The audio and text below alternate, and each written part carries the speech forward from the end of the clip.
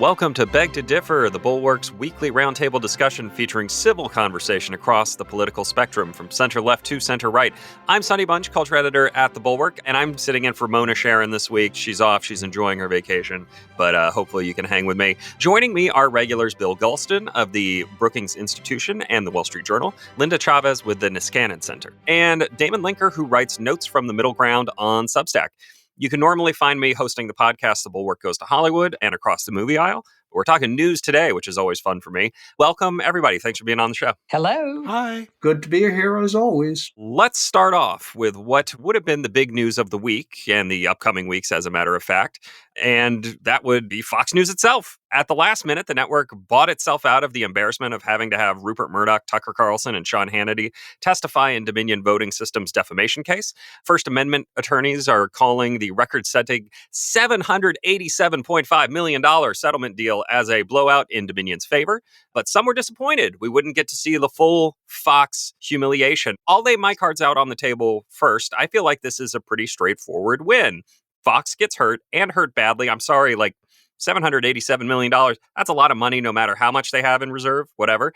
And we all got to see the documents demonstrating the Fox hosts just being unscrupulous liars. It was kind of amazing. More suits against more targets are in the offing. This is only the beginning. Damon, am I being overly optimistic here, or is this actually a win?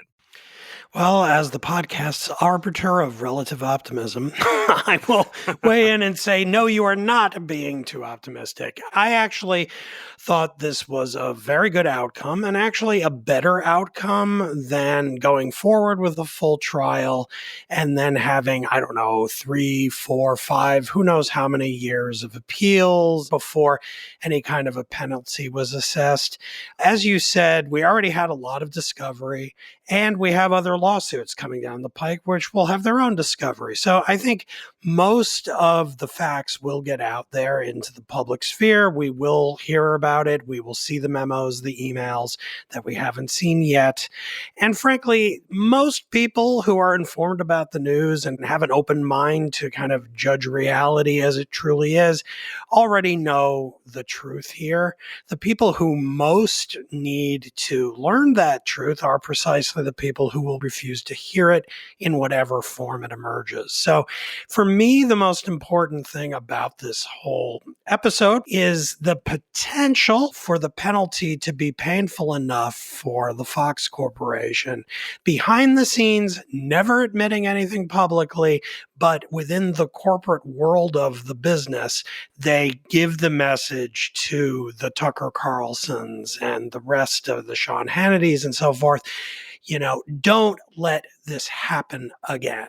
Now, of course, we don't know what the next terrible thing is going to be, but if the general message is we have to be 3% more responsible the next time we have the opportunity to send the country careening off a cliff, that's a marginal win. And, my standards of optimism and pessimism have been shaped by the various forms of erosion we've had in our politics over the last decade. And that's where I stand right now, at least. Yeah. Linda, what's interesting about this is, as Damon says, the chance that there will be some behind the scenes movement to make things a little bit more in tune and in line with reality at Fox. And I'm not 100% sure what more we could have gotten out of this. I mean, do you think that there was something we're really missing out on here by not getting the full trial? I actually think that the real story is, why did Fox not settle this sooner? They could have settled. They could have settled, probably for hundreds of millions, maybe not $787.5 million. And before Dominion was able to get out into the public domain all of those really damning emails that were going on behind the scenes. And they didn't. And having spent a good deal of my life in the corporate world, I can tell you that, around a normal board table, there would be discussions about whether they perhaps need some new lawyers, need different general counsel, maybe need a new CEO. Because this was clearly a mistake. It clearly has damaged them. And in terms of the suggestion that it would have been better had we gone to trial, it would have been better for people like us because we're obsessed with this. We fixate on it. We read everything about it. But the people who really need to get the truth don't get it. They not only watch Fox News, they watch OAN, they watch Newsmax, they watch other right-wing media, or they don't watch at all. They just go on the internet and get their news filtered through one of the, various right-wing media there. And so it's not as if we were going to be educating people more than we were already educated by the release of all these emails. But I would imagine may not happen right away because corporations don't like to admit their mistakes. But I would be very surprised if we see the same C-suite in place at Fox News that we've had through the course of this. Heads should roll because there were some very, very bad decisions made during the process of this suit. Linda, you mentioned something very important. I want to hit on it just real quick because, one thing I have heard from folks who are disappointed this didn't go to trial was, we needed a suit that was going to bankrupt Fox News and drive them out of business. We don't want Fox News around anymore. And I empathize with that point of view because I do think Fox has been not altogether helpful, certainly over the last 6 or 8 years here in terms of the public's understanding of what's going on in the world. But I do have a sort of devil attitude towards this. Do we really want Fox News to go out of business and those 3 million viewers or so to gravitate towards OAN or Newsmax? That does not sound like a win to me in the grand scheme of things. Right. I think you're right about that, Sonny. I mean, as bad as Fox News has become, and it didn't start out that way. I was on Fox News for many, many years as a commentator. They were happy to have me on. I haven't changed my views. It's Fox that's changed. So Fox has changed over the years. They've moved to the right. But in part, that's because the market moved to the right. And there is a very large market for the kind of conspiracy-driven media that OAN, Newsmax, and others represent in pushing, these fantasies that Donald Trump was somehow cheated out of winning the presidential race.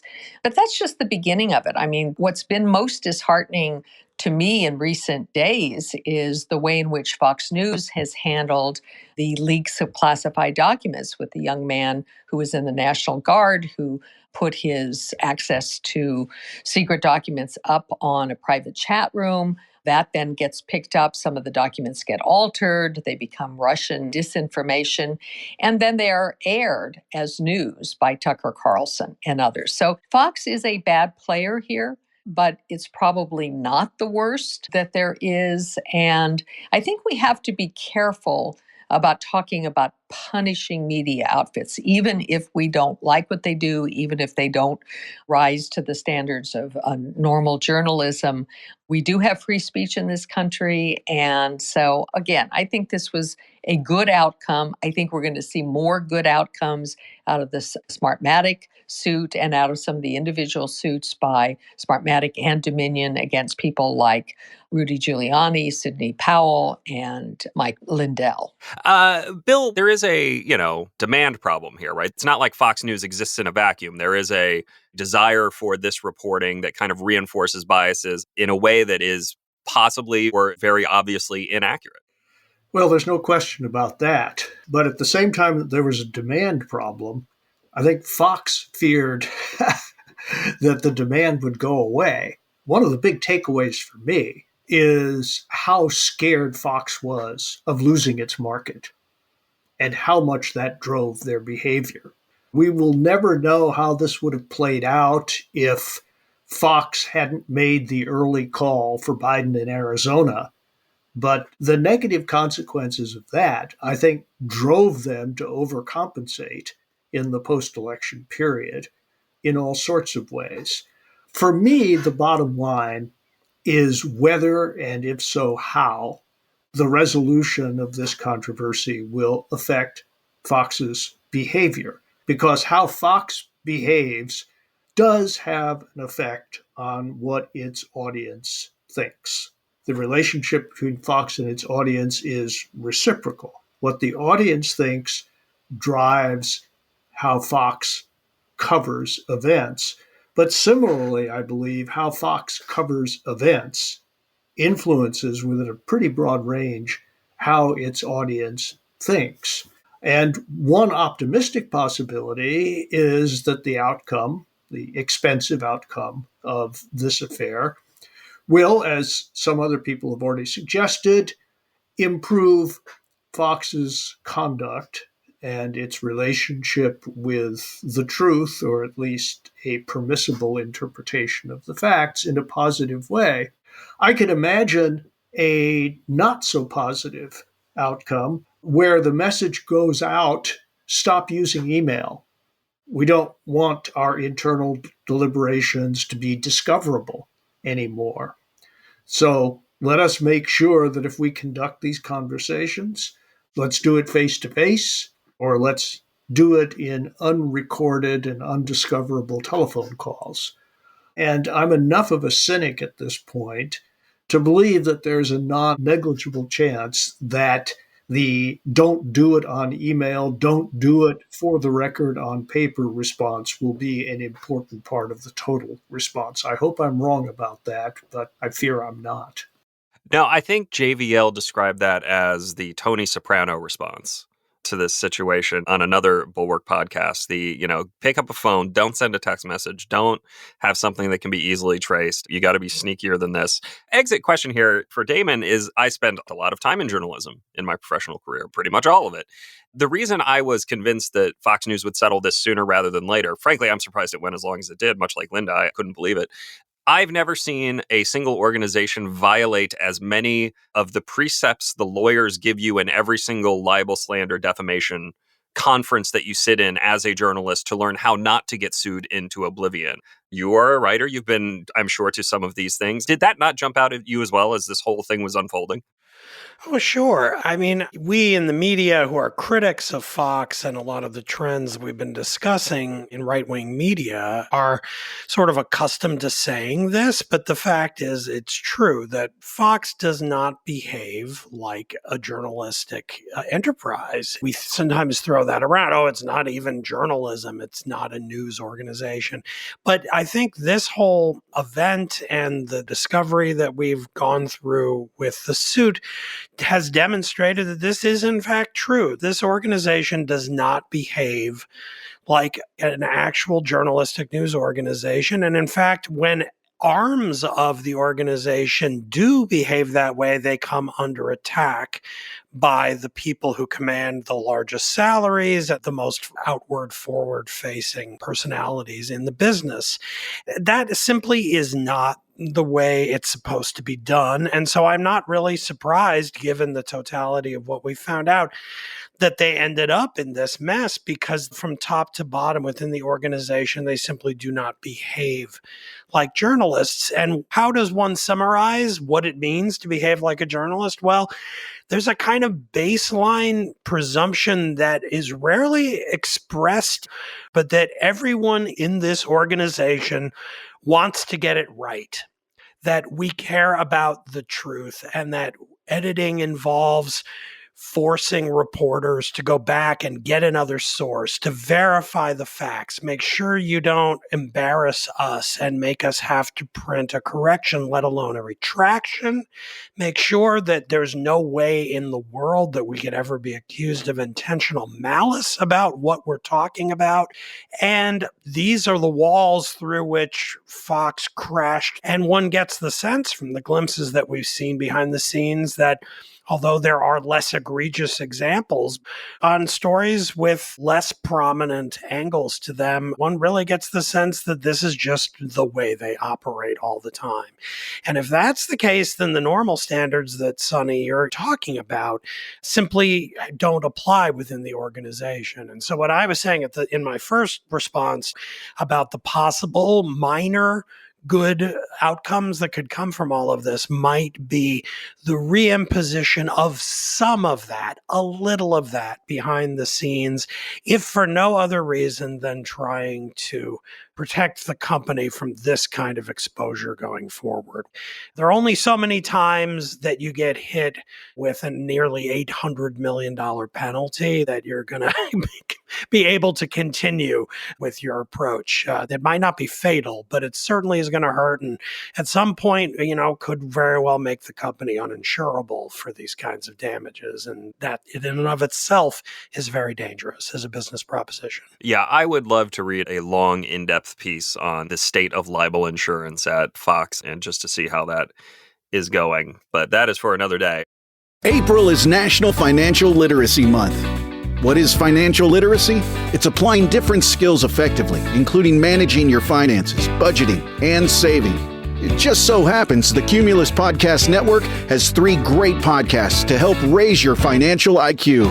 Stacking Benjamins with Joe Saul-Sehy, Bankrate's 2023 Best Personal Finance Podcast. What's one of life's biggest expenses that we can maybe talk about reducing? Housing. Is housing on the list? Buying a house is the number 2 expense of all these expenses. What's a way that we can reduce our housing expense? Move from Seattle to Florida. Wow, it's spoken like somebody with a little knowledge of that situation. Afford anything with financial journalist Paula Pant. You have many financial goals. You want to buy or pay off your house. You need to replace your car. You want to pay for a wedding, send your kids to college, travel the world, and one day retire. But how? And Webby Award-winning Brown Ambition with Tiffany the Budgetnista Aliche and personal finance expert Mandy Woodruff. When I was crafting my resume in my career, I wasn't thinking about the job I had. I was always thinking, like, what's going to impress the person who has my next opportunity and make them want to have a conversation with me. And yeah, I think people are not thinking that far ahead. That's why we be leaning into you, career coach. So, as you look to improve your financial literacy, follow Stacking Benjamins, Afford Anything, and Brown Ambition, wherever you listen. All right, it's been a weird week for Ron DeSantis, who has, in the course of a few days here, not only come out in favor of putting prisons near Disney World, sure, as retribution for their alleged wokeness, but also failed to get the endorsements of a bunch of congressional Republicans who decided to back Donald Trump instead. And it feels like these are 2 kind of interrelated problems. They're both of a piece, right? And they kind of signify a misunderstanding by DeSantis of how people really think and operate. Maybe I'm wrong, but I think even the reddest of red voters hears someone say, I want to put a bunch of rapists next to Disney World. And they stop and they throw up their hands for a second. They say, wait, hold on. I mean, even Donald Trump put out a statement that was like, what is this guy talking about? Weird, wacky stuff. DeSantis losing the endorsements of GOP House members is also interesting because it really feels like he is bad at the simple politics of glad handing, right? He doesn't pick up the phone and make the phone calls. He doesn't slap folks on the back and make them feel like they've been heard. And it plays into this conception of DeSantis as kind of a pudding-fingered robot. He's unable to see how other people operate. Bill, is there something off-putting about Donald Trump's biggest opponent? And is that something, frankly, we should all be kind of worried about right now? Well, a few months ago, I decided to do due diligence on Ron DeSantis.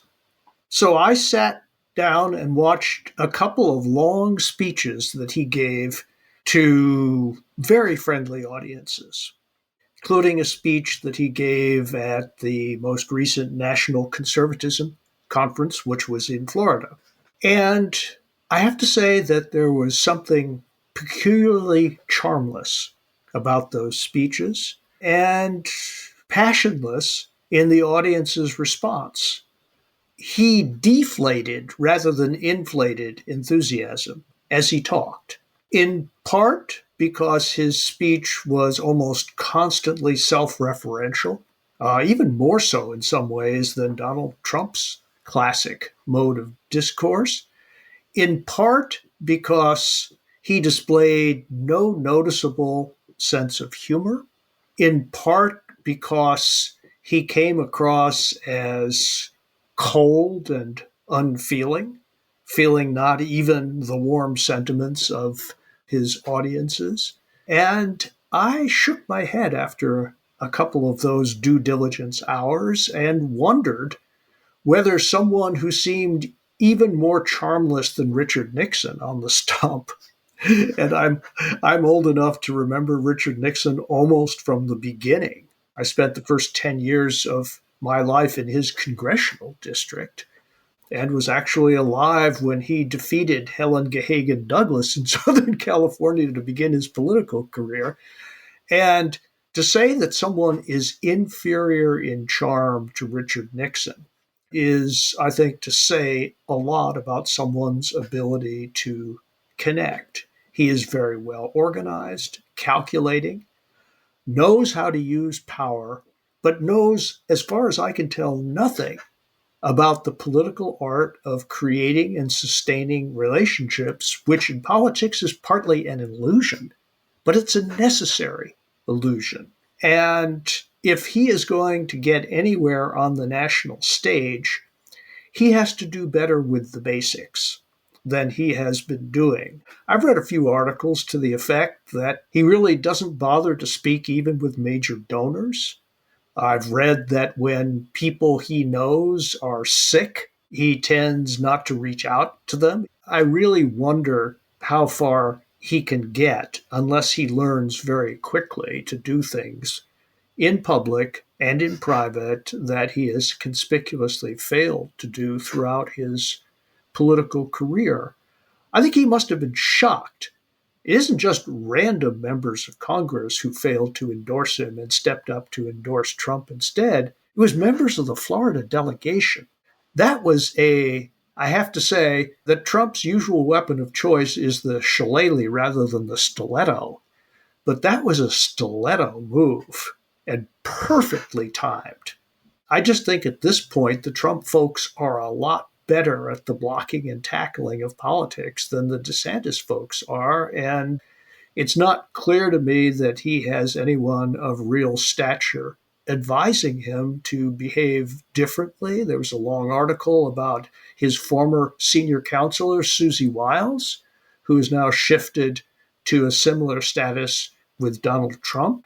I wonder how much her absence is hurting him, because she may have been the only person with enough status to tell him that he was screwing up and needed to change if he wanted to win. Bill, can I ask you to drill down on one thing? Sure.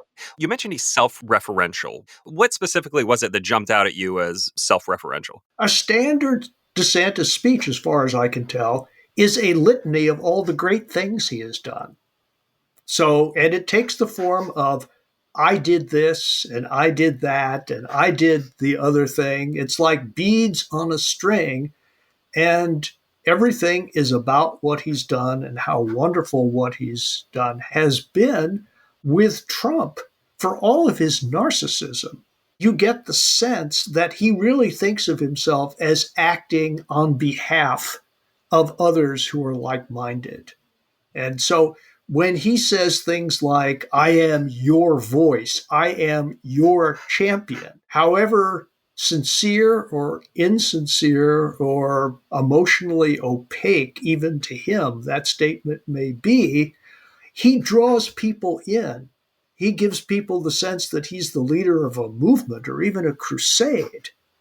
And DeSantis gives off the air that he has done it all by himself and expects to be admired for his solitary genius.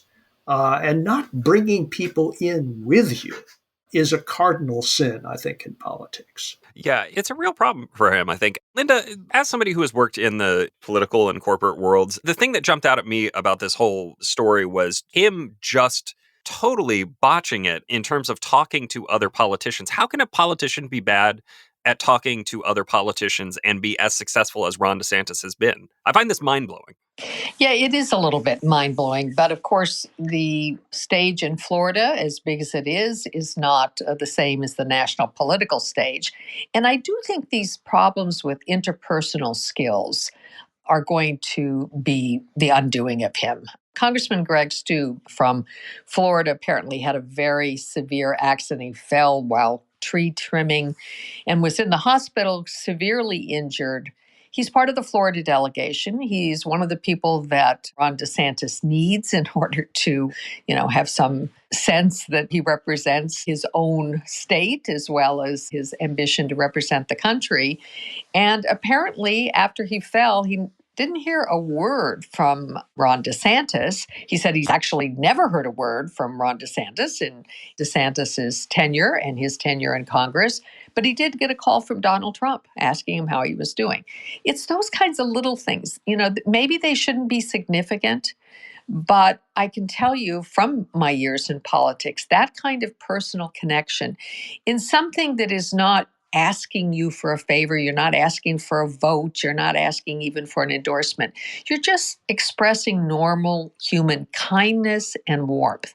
And lacking that is really difficult. And I think DeSantis clearly has a problem there. From everything we've heard from his closed-door meetings with donors, people came out of the room less inclined to give him money. Some people who have already given him a great deal of money are holding back and may be on the verge or may already have endorsed Donald Trump or someone else in the race.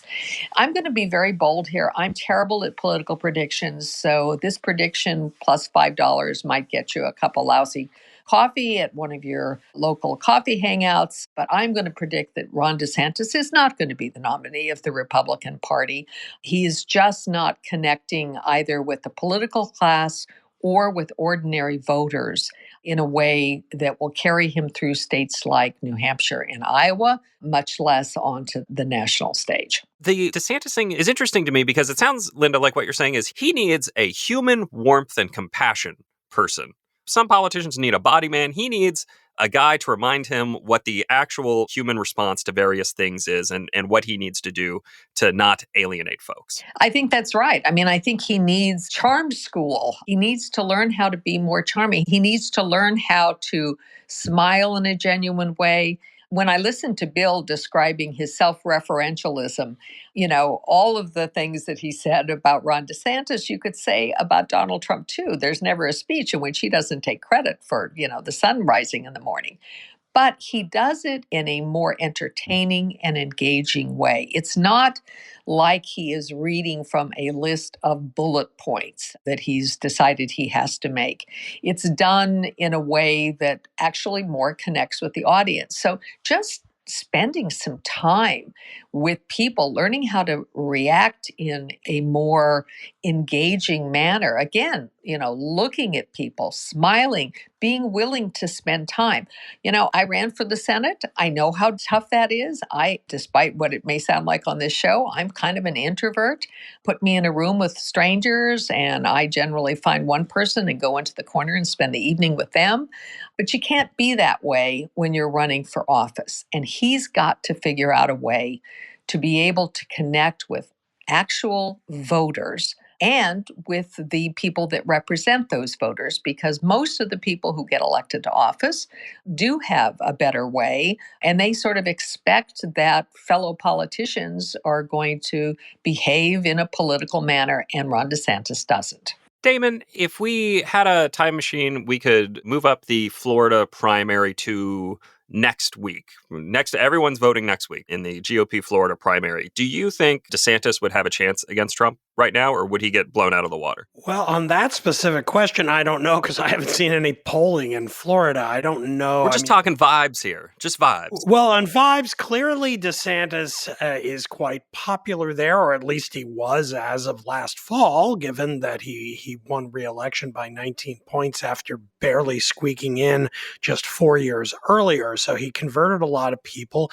I know a lot of people who study Florida politics say this is largely because there's a lot of support for the stance he took on COVID and restrictions being lifted a little bit before other places in the country, and that earned him a lot of goodwill. I honestly don't know about the things that he's been doing in order to rack up all of his right-wing bona fides going into the presidential race, things like signing a 6-week abortion ban after having just signed a 15-week abortion ban about 8 or 9 months earlier, confronting Disney, the largest employer, a huge contributor to the state's economy, all of the gratuitous swipes about trans issues and gay issues in schools, all these things. I don't know how that is playing. What I do know is that Trump is running a pretty tight ship, and I have to say that has me very worried. Not that I have any stake in DeSantis doing better than he appears to be doing right now, but short of Trump not being able to run, I don't see how DeSantis is going to fundamentally change this dynamic, and primarily because the Trump operation clearly knows what they are doing. It isn't just these endorsements this week in the Florida delegation, which I agree is a really embarrassing slap in the face for the DeSantis team and for DeSantis personally.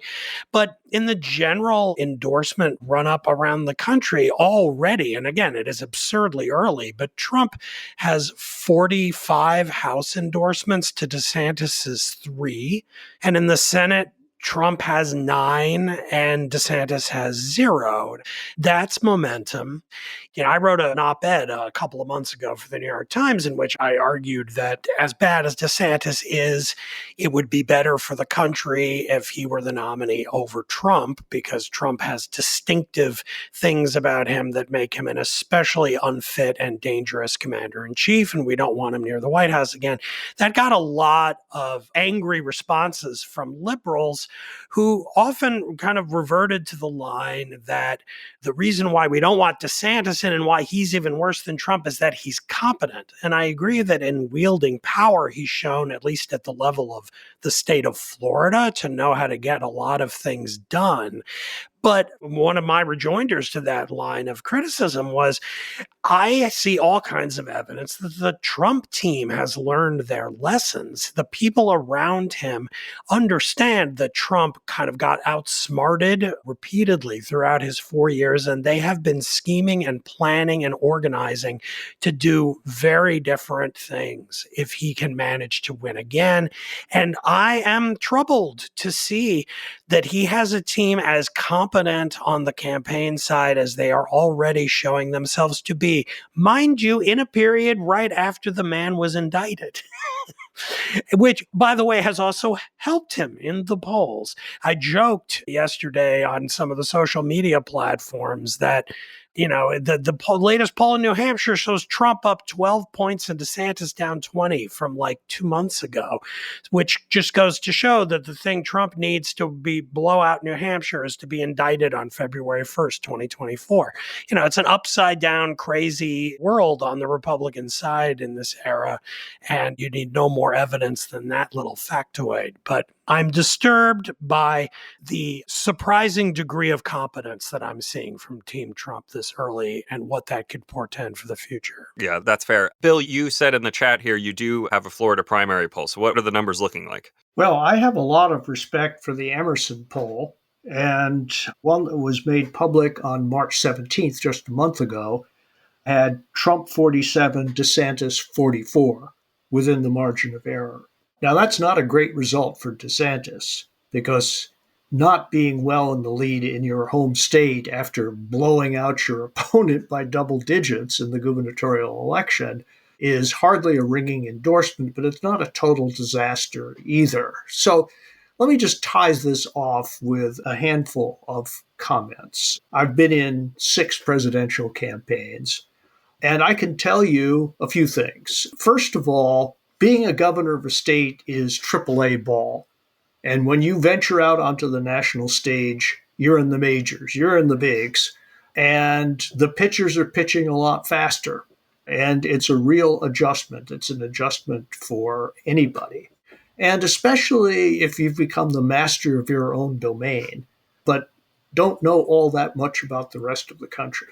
That's point number one. Point number two, it is very rare for people in their 40s and above to get character transplants. You take yourself into the presidential primaries, and under pressure, you don't become less like yourself, you become more like yourself. I've seen people get better, but they get better in that they master certain sorts of skills, but they don't change their spots. And I think that is going to be a real challenge for Mr. DeSantis. Finally, and I think most significantly, when it appeared to be just a 2-candidate race, I think a lot of other people were hanging back and saying, what's the point of getting in? It's going to be one of those two. If DeSantis continues to flounder, I can imagine a lot of people who may be sitting on the fence will reconsider that calculus. I think it could have an effect, for example, on Chris Sununu, New Hampshire, governor of New Hampshire. He's clearly thinking about it seriously, and he's an intelligent guy. he might well have said to himself 2 months ago, what's the point? I'm not sure he's saying that now. I was really happy that Linda asked for a culture round because I am, as I said above, I'm the culture editor at The Bulwark and the movie and TV guy. I even sometimes read a book. It's true, I do it. And one of the things I like to ask folks is what they're watching. A good recommendation from a friend is the best advertising that money cannot buy. So, Linda, what are you watching right now that you would recommend to listeners out there?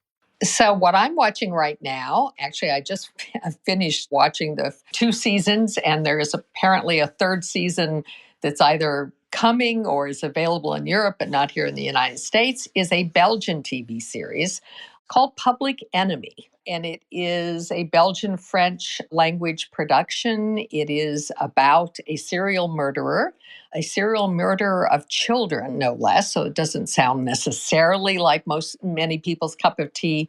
But while there are some deaths that take place, they're all off screen. And it's really more a psychological drama. The main character's name in the series is Guy Béranger, is welcomed into a community of, it looks like Cistercian monks in Belgium, where after having served his long sentence in prison, he is allowed to come and live with these monks, and he wants to be a novice. He wants to be accepted into the community of monks. And there's a lot of religion in this. And it's very surprising, particularly in a European show. And it's handled, I think, very well. As somebody who was raised Catholic and knows a fair amount about Catholicism, I think they do a really good job on this. And just the kind of psychological element, is this man reformed? Or is he simply waiting to plot his next child or other murder? I found it very engaging and I would recommend it. I saw it on Netflix. The first 2 years are available. There is a 3rd season that's been produced. And as I say, I don't know when it's coming to the United States. I've tried my best to find it, but have not been able to find it. And if any of our listeners know where it is, please shoot me an email. All right, that's great. Damon, what are you watching? You got anything for us? Yes, I've been watching the 4th season of the HBO series, at least for now known as HBO, right, Sonny? HBO announced this week it's dropping the HBO name in favor of Max, which I think is really dumb. But anyway, that's a separate issue. It's called Succession. I'm sure listeners have heard of it. I have to say I have mixed feelings about this show. I actually have a piece on my Substack coming tomorrow in which I basically argue that it's good, sometimes very good, but really not great. But that kind of isn't suitable for the purposes of what I'm going to say now, because it is a very interesting portrayal of a kind of thinly veiled Murdoch-like family that runs a media conglomerate that's a thinly veiled version of Fox Corporation, and the relationships among the Rupert Murdoch-like guy who started the business and his 3 kids. There are 4 kids, but 3 of them are always vying to be the successor to their father, and the kind of human misery they enact on one another as they vie for his love and hate, and then they love and hate each other and cause each other pain. And there are all kinds of things I could tell you about this current season, but it would require a lot of spoilers that I don't want to divulge for listeners who haven't dived in yet. So I would encourage you, if you like good, exciting, stimulating, and slightly vulgar television, to give Succession a try, but you probably should start at season 1 and work your way up to the current season 4. Good, stimulating, and vulgar. That is the HBO guarantee. Exactly. Bill, do you have anything you want to share with folks? Yeah, I do, very briefly. I am almost as obsessed with Kim Philby as John le Carré was.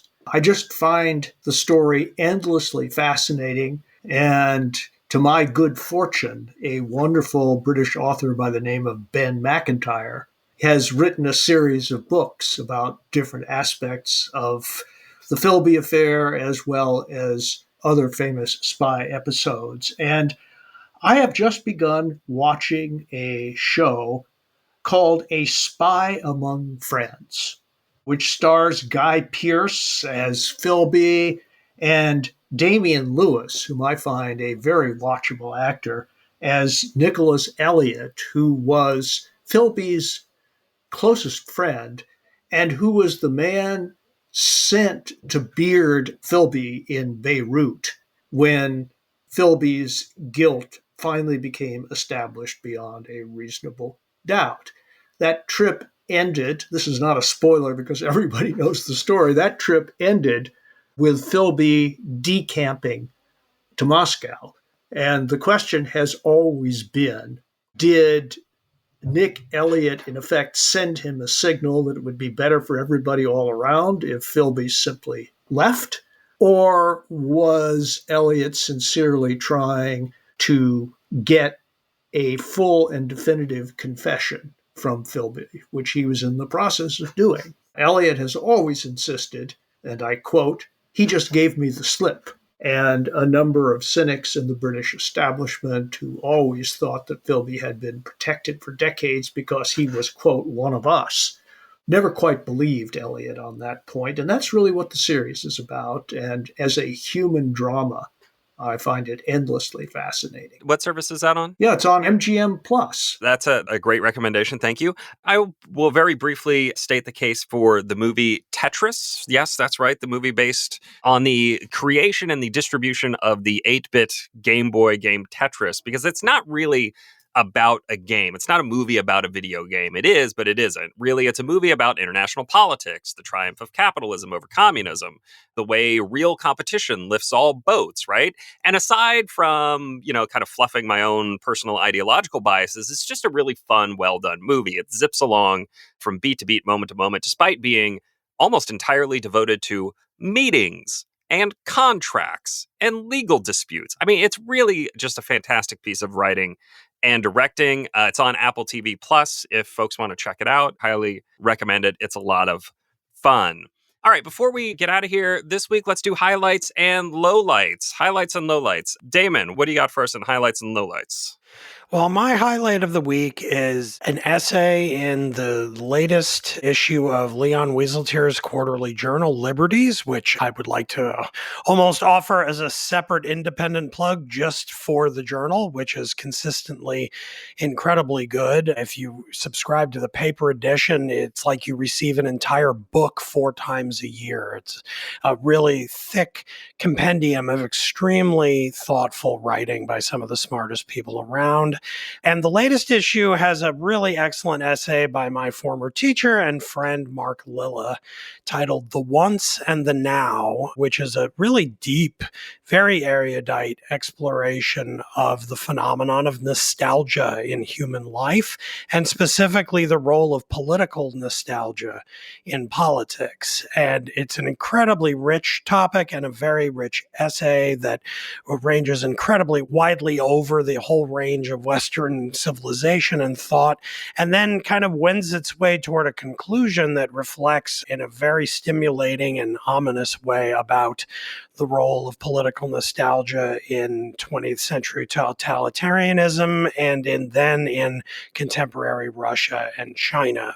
So really one of these essays that Leon used to publish in the back of the New Republic during the decades when he was a leader of American letters in that role. And so anyone who, like me, who misses that old New Republic can find that kind of thing in Liberties and especially in this new Mark Lilla essay, which I highly recommend. The old New Republic feels like the beginning of a novel right there. Well, I'm working on it. Linda, what do you have for us? Well, unfortunately, I have a low light this week, and it is an article that was based on a study that the New York Times did about the fate of migrant children in the United States. The article itself was called As Migrant Children Were Put to Work, U.S. Ignored Warnings, and it's by Hannah Dreyer. It appeared on April 17th. And in the article, she talks about the some 250,000 children who've come into the United States over the last several years, seeking asylum, many of them are then placed, they're supposed to be being placed with responsible adults who will care for them, with family members, etc. But many of them apparently are being placed with people who are really nothing more than traffickers and who are taking these kids and putting them to work because most of them have to pay off their debt. Getting into the United States illegally is expensive. It costs thousands of dollars. And these are kids who are escaping extreme poverty in their home countries. So we're talking about 13, 14, 15-year-olds, many of them young men, but some of them young women. And there have been a series of articles and news stories about this since this article appeared, including one about child cleaning slaughterhouses. If anyone's ever been to a slaughterhouse, I can unfortunately say that I have been. These are not pleasant places, cleaning the blood and the viscera of animals that have been slaughtered for our meat is something that, not many people want to do, which is one of the reasons people who are here illegally end up in those jobs because Americans won't take them. But it is one thing for an adult to voluntarily choose to take that job. It is quite another thing for a 14-year-old essentially to be forced into doing that very dangerous, very unpleasant work because he or she is having to pay off debts to a cartel back in their home country. So as somebody who's very concerned about immigration, and I think it is clear that the big underlying story in this story is not just about the fate of the kids, but about the way in which the warning signs were there. Individuals attempted to warn people in the White House and in the various agencies, and they basically didn't want to hear it because they don't have any kind of a reasonable solution to what is going to happen at the border and what is happening at the border. Well, that's a slight bummer, but thank you, Linda. Bill, highlight or a low light for this week for us? Well, this week has been a target-rich environment for highlights. And in that spirit of cup overflowing, I offer two. Some history about the first one. Exactly 50 years ago, I opened up a file called Memorable Euphemisms. This was sparked by a now famous discussion among the quadrumvirate of Richard Nixon, Haldeman, Ehrlichman, and John Dean. And Nixon, speculating about how to handle the burgeoning Watergate scandal, said, well, we could let it hang out. And Haldeman chimes in, limited hangout. The eager young John Dean, as opposed to the sober older John Dean, whom I've gotten to know recently, chimes in, yeah, limited hangout. And then Ehrlichman interrupts and says, modified limited hangout. That was the first entry in my file of memorable euphemisms. Well, this morning furnishes me with my latest entry. As some of you may have heard, the SpaceX's latest venture, which is supposed to prepare the ground for a trip to Mars, got off the pad and then pretty quickly blew up. A SpaceX official a little bit later said that the rocket had undergone, and I quote, rapid unplanned disassembly. And I thought that was good enough to put in the file. Sounds like something that happens when a toddler falls over a Lego toy, but apparently more serious than that. And then undeterred, Elon Musk said immediately, if the rocket gets far enough from the launch pad before something goes wrong, I would consider that to be a success. And then continuing the Moynihan-ish like a process of defining success down, the NASA administrator, Bill Nelson, tweeted out his congratulations to Mr. Musk and SpaceX. So that's highlight number one, memorable euphemism. Highlight number two occurred at the periphery of the White House, where a toddler managed to squeeze through the White House fence, which has vertical metal stakes with a considerable gap between one and the next. Now, it transpires that this was not the first time that this has happened. This immediately brings to mind the episode of the Chinese spy balloons, and I would submit to you that this toddler episode needs to be taken just as seriously. Why? Because I think there's reason to believe that there's a deep conspiracy at stake, which involves training toddlers to probe the perimeter defenses of the White House. Now, what deepens my suspicion about this is that the toddler is a citizen of the country, of a country whose prime minister has admitted in a leaked document that his country will never fulfill its obligation to the NATO alliance. And I should also point out that this very troubling episode occurs after the height of the fence surrounding the White House had been raised to 13 feet. Now, what this tells me is something that the United States and perhaps future president, as well as past President Donald Trump, should take very seriously. And that is, when the United States goes high, our enemies go low. Or go skinny to get through. I will say, as the parent of a toddler, currently, they are a real menace. So we need to really get the toddler threat under control in this country. It's a growing, burgeoning problem for sure. But foreign toddlers, that's, Foreign toddlers can be trusted even less. I can buy that for sure. All right, that will do it for us today. Thank you to the panel for joining me. Thank you to our listeners. Our producer is Katie Cooper. Our engineer is Jonathan Siri. And our editor is Aaron Keene. Mona will be back next week.